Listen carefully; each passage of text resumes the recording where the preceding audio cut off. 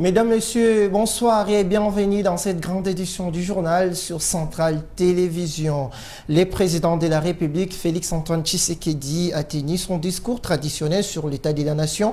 C'est mardi 14 novembre au Palais du Peuple devant les congrès et toute la classe politique. Félix-Antoine Tshisekedi a peint un bilan positif de son mandat à la tête de la République démocratique du Congo. Suivez Félix-Antoine Tshisekedi.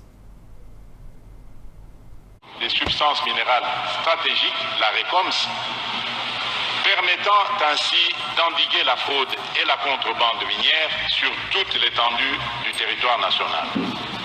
Par ailleurs, une autre action stratégique prioritaire du secteur minier consiste en la création des chaînes de valeur des substances minérales.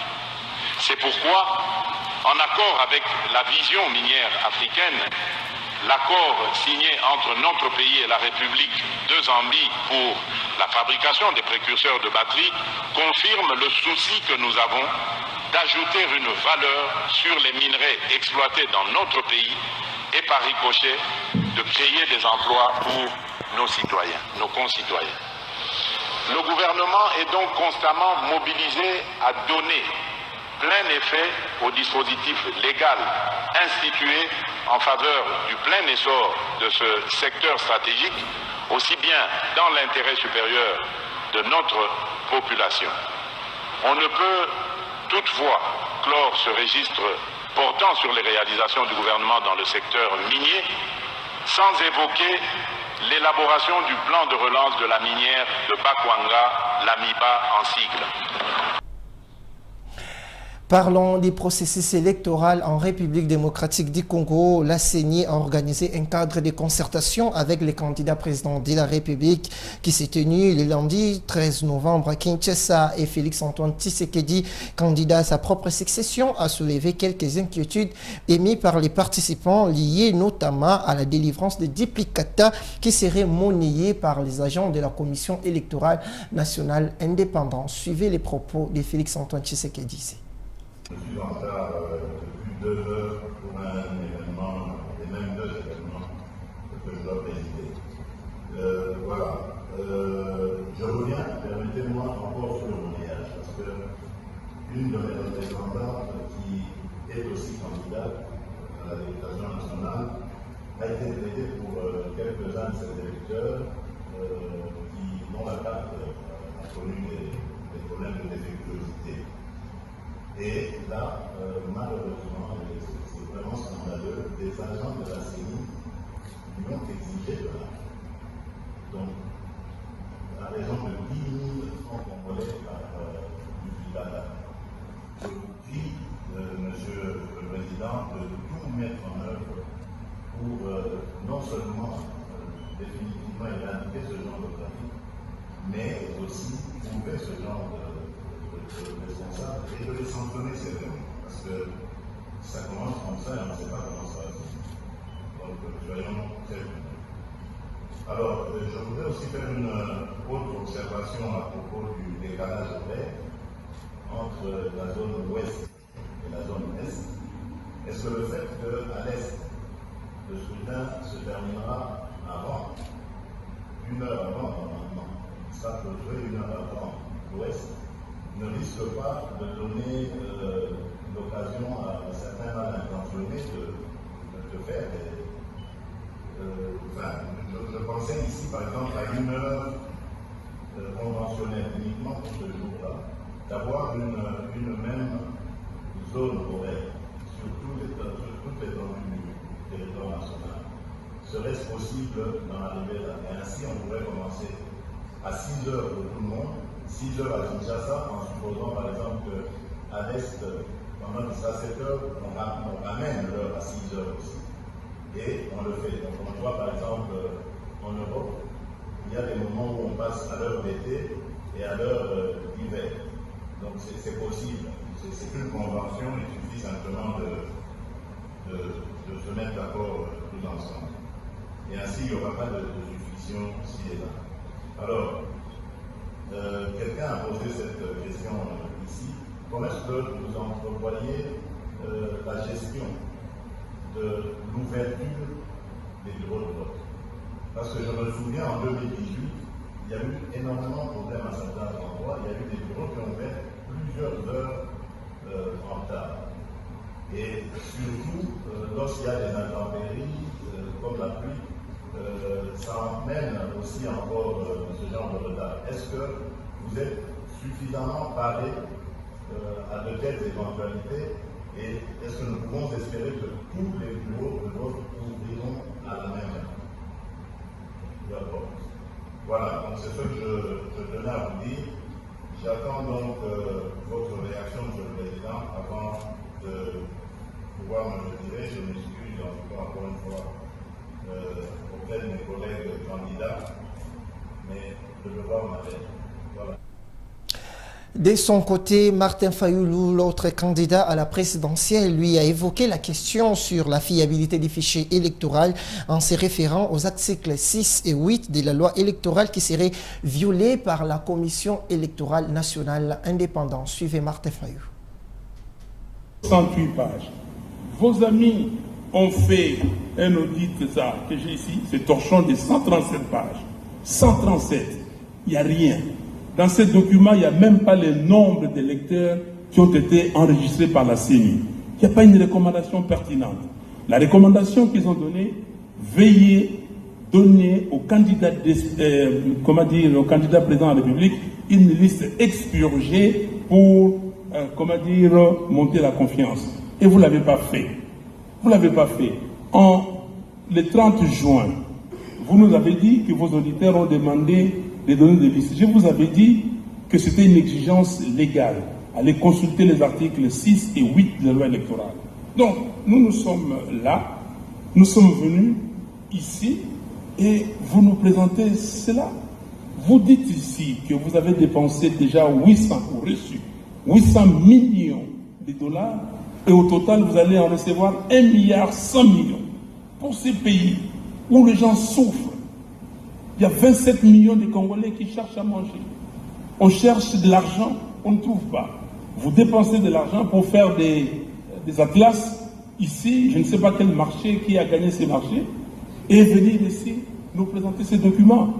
Monsieur Kadima, les fichiers électoraux, c'est l'essentiel, c'est la base des élections. La question que je vous pose, est-ce que nous irons aux élections avec 43 955 181 électeurs ou comment? Pourquoi je pose cette question? Aujourd'hui, vous avez recommencé le processus d'enrôlement des électeurs. Il y a des gens qui vont pour se faire délivrer des duplicata, ils arrivent là-bas, ils ne trouvent pas leur nom. J'ai fait l'expérience même ici chez vous. J'ai envoyé 10 cartes d'électeurs, parce qu'on peut le faire ici. J'ai reçu 4 où on a trouvé les noms. Et les autres, on n'a pas retrouvé les noms. Et à la cité, quand on ne retrouve pas les noms, on demande à ces requérants de remplir une nouvelle fiche. Donc, ça devient un nouvel électeur. Nous allons avec combien d'électeurs? Et qui est fou dans ces pays, dans ce monde, pour accepter d'aller dans un processus où... Toujours dans ces mêmes chapitres, les organisations de la société civile réunies autour de ALECT Congo, ou ALECT République démocratique du Congo en sigle, appellent à une période extra-constitutionnelle en vue de baliser les chemins pour des élections crédibles, transparentes et apaisées, mais après 2023. C'était au cours d'un point de presse tenu ce lundi 13 novembre à Limka, dans la commune de Kalamou. Suivez la teneur de leur déclaration lue ici par Jeff Pambi. Organisation de la société civile et leaders d'opinion engagés, regroupés au sein de l'alternative laïque engagée pour la refondation totale de l'État, Alerte RDC en sigle, se sont réunis en date du vendredi 10 novembre 2023 à Kinshasa pour réfléchir et évaluer objectivement l'évolution du processus électoral en cours et la situation sécuritaire du pays. 2. Alternative laïque engagée pour La refondation totale de l'État porte une attention particulière au processus électoral en cours qui doit être crédible, transparent, inclusif et dans un climat apaisé. Alerte RDC appelle les acteurs politiques de la majorité et du pouvoir, la majorité au pouvoir et de l'opposition et la société civile ainsi que les confessions religieuses à envisager une période extra-constitutionnelle pour éviter un éventuel chaos du fait des élections organisées dans la précipitation. Alerte RDC transmettra la proposition y afférente acquis de droit. Il n'y a point de honte à revenir au bon sentiment avant qu'il ne soit trop tard. Actualité en Provence, mais en bref, la reprise des affrontements ce mardi 14 novembre entre les FARDC et les rebelles et M23 soutenus par le Rwanda dans plusieurs villages et 3 fronts se sont ouverts plutôt au même moment comme à Kibumba et à Buyumba sur l'Ars Goma Rutshuru, à Kichichi et à Bambo en territoire des Rutshuru et à Karirure. Pendant ces temps, on signale un déplacement massif de la population des Kiruma et des observé et ses environs.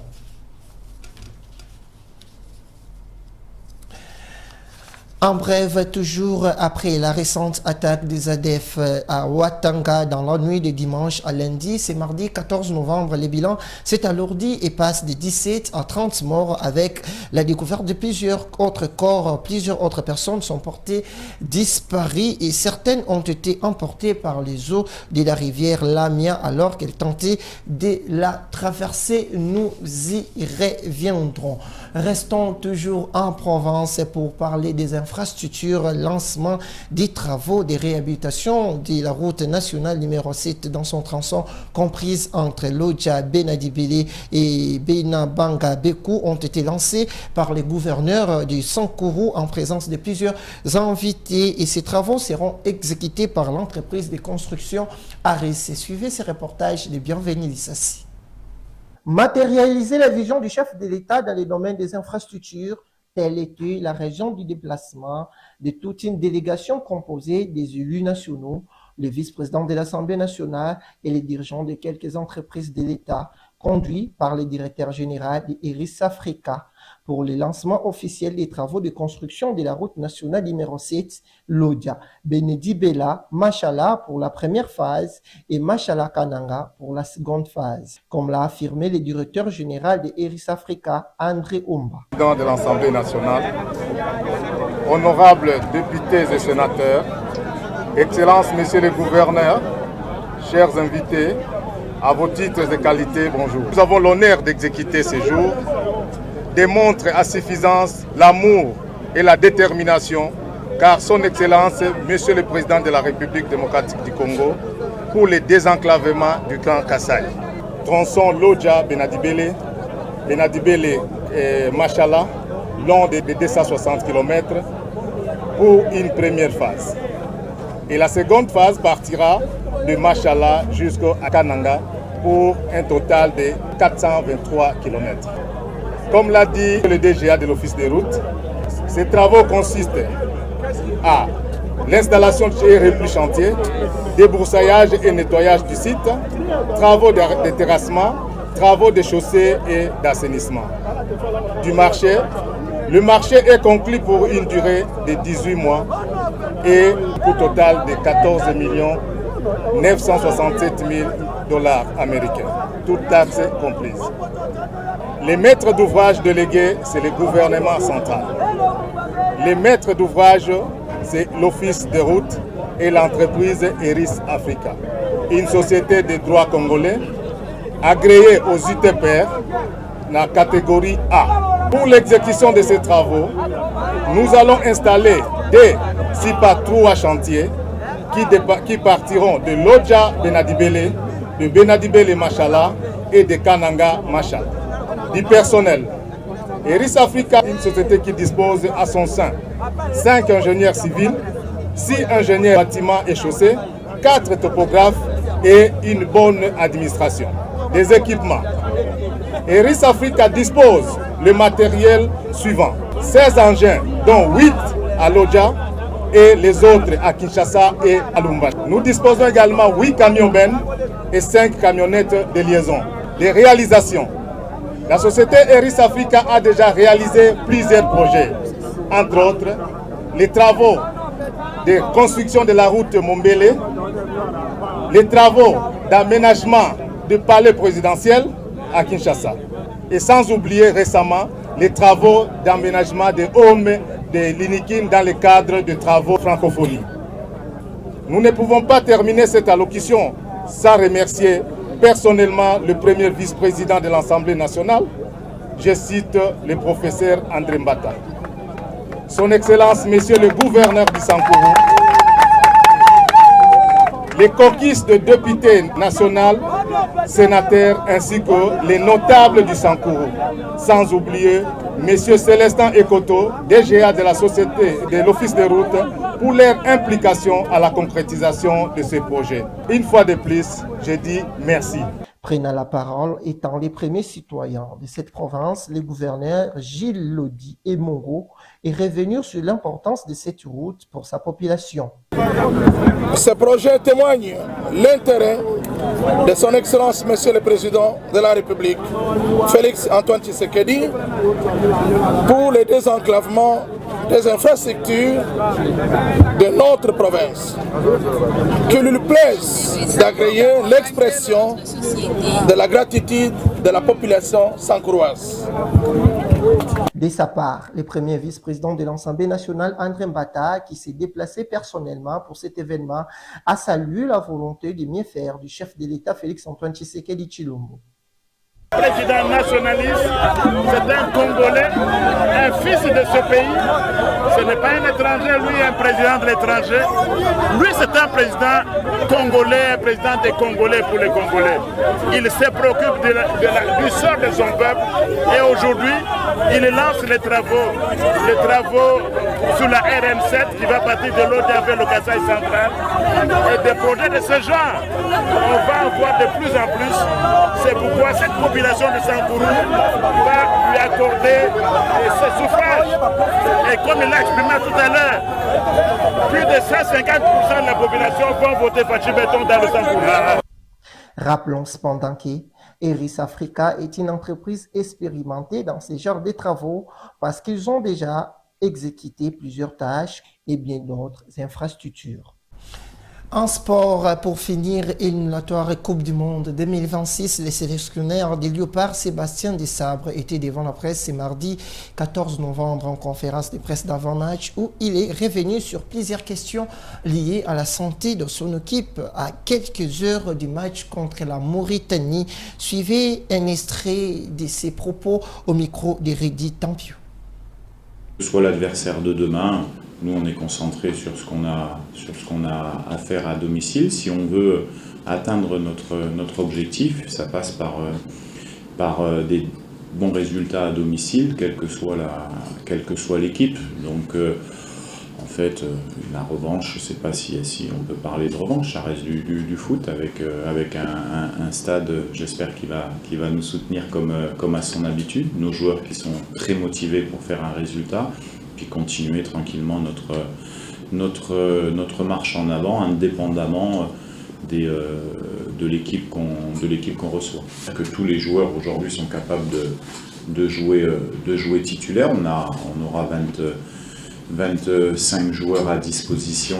Pour l'instant, on a un joueur qui a un problème administratif de visa, qui est Moukoko Amalé, qui ne peut pas nous rejoindre parce qu'il y a un problème administratif avec son club. Mais les 25 joueurs sont là. Donc après, ça sera à nous de trouver les bonnes orientations, en sachant que, comme je l'ai dit, le collectif est important. Tout le monde est nécessaire dans le projet, mais personne n'est indispensable. Donc on a des blessés, d'autres, ça donnera l'opportunité à d'autres de montrer qu'ils sont capables de jouer pour la RDC. Donc ça sera très bien. On l'avait déjà un petit peu anticipé, puisqu'on avait fait pas mal tourner sur le match amical d'Afrique du Sud, sur le match amical de l'Angola également. Donc ce sont des choses qu'on prépare, qu'on essaye d'anticiper. Donc après, ceux qui seront les 11 titulaires demain, à eux de porter haut. Et puis, comme vous le savez, le plus important, c'est pas les 11, c'est également l'ensemble du groupe. Parce qu'on a vu que sur les derniers matchs, c'est souvent les changements et les remplacements qui font la différence. C'est qu'on va tout faire. Après, je suis pas devin, je lis pas dans le futur, mais on va tout faire pour ça. Ce qui est sûr et certain, c'est que pour aller à une Coupe du Monde, il faut. C'est pas le sélectionneur qui va à la Coupe du Monde, c'est pas l'équipe des Léopards qui va à la Coupe du Monde, c'est un projet commun de football dans un pays qui va à la Coupe du Monde. Au final, c'est quand même une des premières fois où vous avez une qualification qui va se jouer dans les 2 ans avec 10 matchs. Donc c'est vraiment un mini championnat. Donc on ne peut pas se projeter à très long terme. On peut se plonger à court terme, donc sur le match de demain, effectivement, en sachant qu'on a, nous, des certitudes qu'on commence à avoir dans notre jeu. On doit bonifier encore certains secteurs. Ça se fait avec le temps et avec les matchs. Donc j'attends de mon équipe qu'on soit encore meilleur que les derniers matchs. Et j'espère que dans 2 ans, on sera encore meilleur que demain. Voilà. C'est la progression d'une équipe qui fait qu'il y a quelques mois, j'allais dire, de ça, pas dire 1 an, était une équipe qui gagnait pas souvent ses matchs. Ça, c'est la réalité. Donc il faut aussi du temps pour continuer à progresser. On l'a montré sur cette année en allant chercher des résultats qui nous permettent de se qualifier à la CAN et qui va faire encore qu'on va avoir un bel objectif à jouer. Donc il faut y aller avec beaucoup d'humilité et savoir qu'on peut bien sûr gagner beaucoup de matchs, mais si on gagne beaucoup de matchs, ça voudrait dire qu'on a fait des bons matchs. Et moi, ce qui m'intéresse, c'est que mon équipe fasse des bons matchs, qu'elle soit séduisante pour le public qui vient au stade. Ça c'est important, et que les fans voient que nos joueurs sont des soldats de la RDC, et que quand ils sont sur le terrain, ils pensent avant tout à donner leur amour sur la RDC, sur la pelouse, plutôt qu'à penser à leurs propres individualités. Ça, c'est mon message. Voilà, merci et à demain. Sport toujours, le ministre des Sports et Loisirs a défendu le week-end dernier devant des élus et la commission ECOFIN du Sénat la prévision budgétaire dans son secteur pour l'exercice 2023-2024. François-Claude Kaboulo, Moana Kaboulo, a eu des mots justes pour convaincre les membres de la Chambre haute du Parlement quant au dépassement connu durant l'année en cours. Suivez François-Claude Kaboulo, Moana Kaboulo. Intérêt à soutenir ces secteurs parce qu'il y a les jeunes qui se retrouvent là-dedans, il y a les gens de toutes les catégories. Donc, il faut lui donner les moyens qu'il faut, n'est-ce pas, pour permettre aux jeunes de développer leurs activités. Parce qu'à un moment donné, les jeunes ont perdu les repères. Bon, maintenant, la balle appartient aux sénateurs. Hein? Ils ont enregistré notre doléance. Nous avons sollicité un accroissement de 30 millions de dollars américains. C'est pas suffisant, mais c'est mieux que 9 millions quand même. Ça peut nous aider parce que le sport est toujours en dépassement. Là, en 2023, on nous a loué 18 millions, totalement dépassé. Parce que là, on est dans les 44 millions. Imaginez-vous rien que la sortie de l'équipe nationale vous avoisine 1 million et quelques. Et si vous multipliez autant de sorties, l'argent qu'on vous donne pour l'année prochaine, en tout cas, on ne va même pas dépasser le mois de mars. Et puis l'argent sera englouti. Et là, on va encore commencer à criailler à gauche, à droite, tout ça. J'espère que les sénateurs qui ont promis qu'ils vont se battre également, parce qu'ils se sentent concernés également, parce que tous les programmes que nous faisons, ce n'est pas pour nous, c'est pour les enfants. C'est pour les enfants de nos enfants. C'est eux les grands bénéficiaires. Je pense qu'il faut qu'ils se tranquillisent. Il y a des mécanismes qui sont prévus, des mécanismes législatifs qui sont prévus. C'est pour ça que nous sommes là. C'est-à-dire, quand au niveau du gouvernement, on vous alloue un budget que vous n'êtes pas satisfait, il est autorisé, il est permis à un ministre d'aller au niveau de l'ECOFIN pour aller défendre ce budget. C'est pour ça que nous sommes venus. Et généralement, quand vous passez, vous argumentez avec les recettes additionnelles, on vous ajoute votre budget Et c'est ce que je suis venu faire. Il y aura une deuxième lecture. Après le Sénat, les COFIN du Sénat et les COFIN du Parlement vont se retrouver pour confronter les chiffres. Et à ce moment-là, ils sortiront le budget définitif qui... Mesdames, Messieurs, c'est fait un plaisir de vous informer sur Centrale Télévision. Merci de nous avoir suivis et portez-vous bien et on se retrouve déjà demain. Au revoir.